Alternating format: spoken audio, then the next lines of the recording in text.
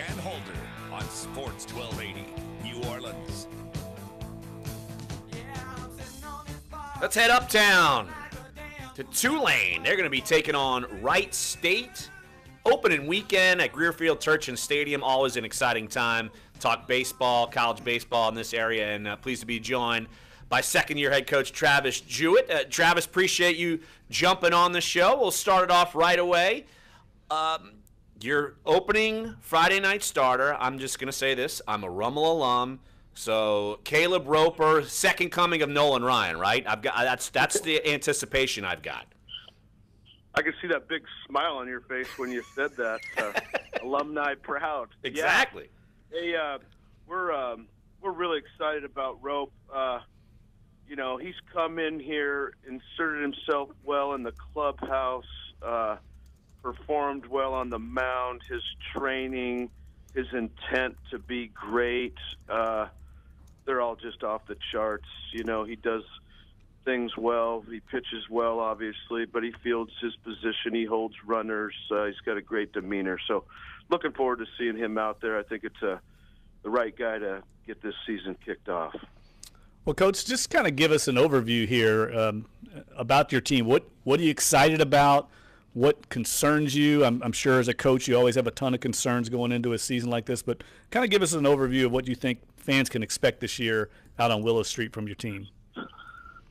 Well, to start with the excitement part is, I like this group. I think they're a collective group. I think they like each other. I think they enjoy being out the field and doing stuff like that. So it's been fun to watch them evolve that way.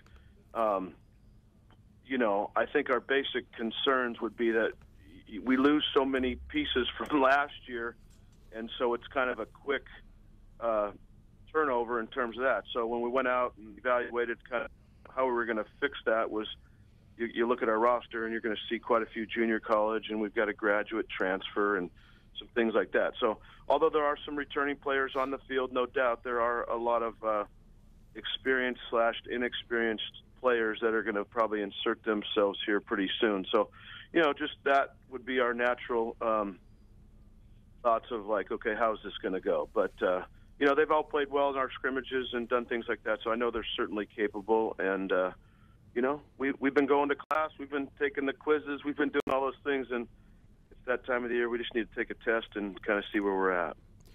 Coach, one of the things that we had talked about earlier in the season that kind of encompassed the entirety of Tulane sports was there were a lot of coaches who all start. You guys all started together. You, Coach Dunleavy, Coach Fritz, and now you guys are in your second year. Can you talk a little bit about how the transition for not just you yourself, but then like the entire department, like going from year one to year two, and how confident you feel going into year two now, as you saw some of the other sports were also doing well in year two, specifically with football and men's basketball and some of the other ones?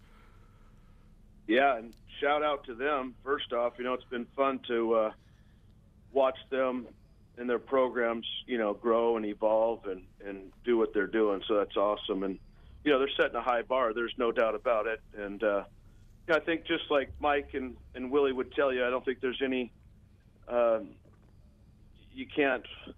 the value of experience, so doing it for the second time now and just learning from last year, I think those things will all be helpful. And, I think we have a nice team. I think we've got a lot of pieces. We've got right and left-handed in the bullpen. We've got some capable starters, and then we've got a little bit more depth just across the board on our bench in terms of being able to pinch hit and defend and do some things like that. So I just think, being where I've been for a year and learning from the past and growing from it, I think hopefully that'll transition to the scoreboard tilting our way.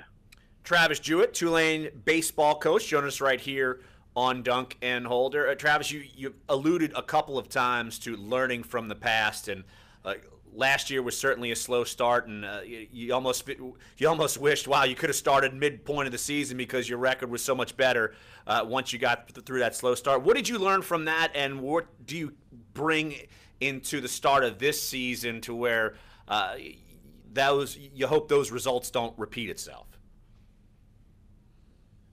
Well, that's a trick question. Yeah, just you look at it, and you made mention, I think that's what a lot of people didn't see because the start was, it was poor. It is what it is. It was 3-12 out of the gate, and but I think it was a 28 and a 14 from the next 42 or whatever from there. So we did make a spin, and I think what you learn from that is, you got to keep pushing, you got to keep rolling, you got to, stick-to-itiveness, as we used to like to say. So I was proud of the team that way. I think if we would have maybe had a few more pitchers to start and to maybe help out some of our starters, I think, the season could have, even the slow start, I think it could have turned because, 3 weeks to go in the league season, I think there was 3 or 4 of us tied for first place. So we weren't as far off as maybe people think. So we think we've addressed some of those issues, and we certainly want to try to get off to a better start. But it's just, understanding what your club's all about, make sure that, we get to playing ball that kind of way that leads us to the best chance for success. Coach, the preseason poll, Tulane picked 8th out of 9 teams. I know that you'll use that for your team as motivation, but kind of give us a scouting report. We all know Houston, the great program they always have, Central Florida, but kind of give us a scouting report, if you could, on how you see the league race shaping up this year. Well, that's a great question. I'm not in their environment every day, so it's hard for me to tell, their health, their abilities, all that stuff like that. But I think you got your natural, Houston obviously has to be a team that you got to talk to about right up at the top. And East Carolina, I certainly think will rebound from what happened to them last year. And then obviously the addition of Wichita State, they got a couple guys that people are talking about as All-American type years or players. So that should insert them into the front part of the league as well. And, UConn, I don't know if a lot of people think about UConn and baseball, but if you see the starting pitching and things that they've got in the cupboard, that is going to be a tough bunch too. So there's no layups, so to speak, or uncontested layups in this league. And if you look at our schedule, that would be the same for that as well. So it's going to be very challenging, and we're going to have to play good baseball. But I like the way the kids have gone about training and preparing to play well. We talk about it every day, prepare well to play well. And although I think it's going to be a tough schedule, non-league and league, I think it's going to be tough for the other team too. So we're excited to see how this thing shakes out. Yeah, Travis, you led into my next question, and I was starting to look at the schedule maybe a couple weeks ago, and it is quite a schedule. You start off Wright State, and then you go to Ole Miss for 3, 2 against Lamar. You host Cal State Fullerton, which everybody who follows college baseball down here, and that's plenty of people, knows how good Cal State Fullerton is. UNO's improved. Southeastern's always tough. Then you got 3 at Purdue. ULL's always good. Southern Miss is always good. And then you're at Long Beach State, at LSU, and then you start conference play. How much are you going to learn from your team through this tough task as far as getting through this schedule heading up to conference play? Well, I'm glad you agree with me about the no uncontested layups. None, 0, exactly. Yeah, there are 0. There are absolutely 0. Guys, I like it. I do. I think about some of the successful teams that I've been fortunate to be a part of. The ones that flourished, I would say, the most, or the ones that had challenging schedules, the ones that, maybe got punched in the nose a couple times, maybe down to a knee, but the ability to get back up and not lose but learn, type of thing. And I think what it does is I think it's good for the fans for sure, and then it certainly, I think it helps our kids kind of stay razor focused. They're going to have to, make sure that their training matches the schedule, and we just got to be ready. But I think it brings the kids ready to play. And then I think with all these RPI points and strength of schedule, I think that we're going to have an opportunity to be. We don't have to go 56-0. We just got to compete well. We got to win some of the games for sure. But I think it'll allow us to, have a chance to be leathered and weathered and all those things, so that when the postseason does come around, that we're going to be a viable, team in the committee's eyes, just because of the schedule that we challenged ourselves with, and then certainly the wins that would come along with it, I think will mean a lot. So it'll be good. And I think if we're trying to be the team that, we want to be and what I'm sure everybody expects us to be, we're going to find out. But I look forward to the challenge, and I know the kids do too. Travis, final question off the field here. You are a Washington native from Tacoma, Washington.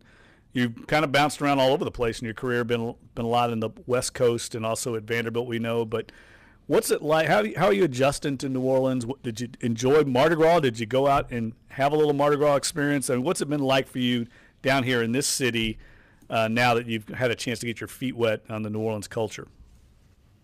I love it. Absolutely love it. My family and I, we're enjoying it a great deal. You guys made mention, about the new coaches and Troy and just all the new people. So there's a lot of excitement around here. I enjoy being a small part of that, representing the university, and then certainly the cultural aspect of the city. And you guys made mention to Mardi Gras.